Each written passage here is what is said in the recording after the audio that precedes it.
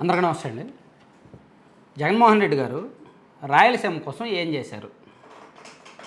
ఇదే ఒక పెద్ద క్వశ్చన్. ఇప్పుడు ఈ మధ్య ఈ 4-5 రోజుల నుంచి రాయలసీమ ప్రాంతంలో రాయలసీమ సెంటిమెంట్ రెచ్చగొట్టేలాగా, రాయలసీమ జిల్లాల్లో జగన్ బలాన్ని తగ్గించేలాగా, వైసీపీని ఇరికించేలాగా కొన్ని పొలిటికల్ స్పీచ్లు బయటకు వస్తున్నాయి. నిన్నగాక మొన్న చంద్రబాబు నాయుడు గారు ఆళ్ళగడ్డలో మీటింగ్ పెట్టారు. ఆయన జగన్ రాయలసీమ ద్రోహి అని చెప్పి కొన్ని కామెంట్స్ చేశారు. రాయలసీమలో వచ్చేసాను, నేను ఇచ్చేసాను, వచ్చేసాను, ఆయనేమో కనీసం ఏమీ చేయలేదు, ఆ గాలేరు నగరి, హంద్రనేవా, తెలుగుగంగ వంటి ప్రాజెక్టులు పట్టించుకోలేదు, ఈ ప్రాంతాన్ని కూడా నేనే అభివృద్ధి చేశాను, ఇంత నిధులు ఇచ్చానని ఆయన చెప్పారు, లెక్క చెప్పారు. సో వైసీపీ నుంచి కౌంటర్ లేదు, వైసీపీ నుంచి అలా చెప్పడానికి ఏమి లెక్కలేదు, ఎందుకంటే వాళ్ళు ఏం పెద్దగా ఖర్చు పెట్టలేదు కాబట్టి. అలాగే నిన్న సాయంత్రం బీసీవై పార్టీ, భారత చైతన్య యువజన పార్టీ ఆధ్వర్యంలో రామచంద్ర యాదవ్ గారు ఒక మీటింగ్ పెట్టారు. ఆయన కూడా వైసీపీని టార్గెట్ చేశారు, జగన్మోహన్ రెడ్డి గారిని టార్గెట్ చేశారు.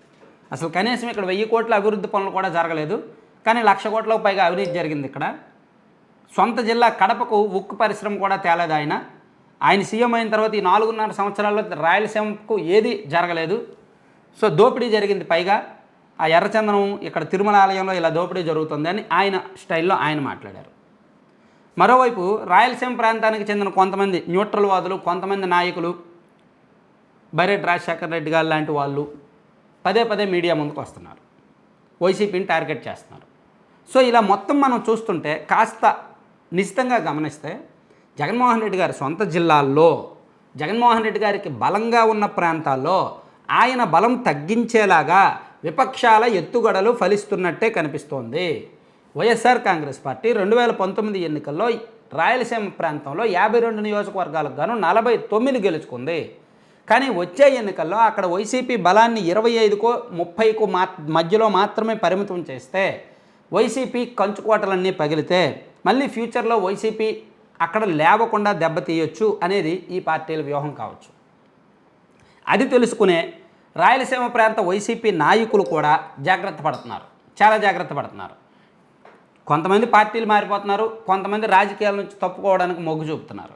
పైగా షర్మిలా గారి పార్టీ ఎంటర్ అయితే, కాంగ్రెస్ పార్టీ లేస్తే, ఐసీయూ నుంచి బయటకు వచ్చిన వెంటనే ఆ పార్టీ మొదట మీటింగ్ పెట్టేదైనా, మొదట సక్సెస్ అయ్యేదైనా రాయలసీమ ప్రాంతంలోనే. ఎందుకంటే రాయలసీమ సాంప్రదాయబద్ధ రాజకీయం అంతా కాంగ్రెస్ పార్టీనే, హస్తం గుర్తే. అక్కడ పల్లెల్లో ఏ గోడ మీద చూసినా హస్తం గుర్తు, ఇందిరాగాంధీ గారి ఫోటోలు ఉండేవి పూర్వం అప్పట్లో. అంటే రాయలసీమ ప్రాంతంలో కాంగ్రెస్ అంటే అంత పిచ్చి. అనంతపురం, చిత్తూరులో టీడీపీ బలంగా ఉండేది. క్రమేణా అనంతపురంలో టీడీపీ బాగానే ఉంది, కానీ చిత్తూరులో టీడీపీ బలం తగ్గింది. మొదటి నుంచి చిత్తూరు, కడప, కర్నూలు 3 జిల్లాల్లో కూడా కాంగ్రెస్సే. సో అదే బలం వైసీపీకి షిఫ్ట్ అయింది.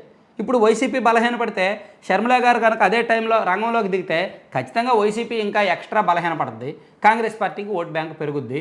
అది చిలికి చిలికి తిరిగి చివరికి వైసీపీ వ్యతిరేక ఓట్ బ్యాంక్ పెరుగుద్ది అనమాట.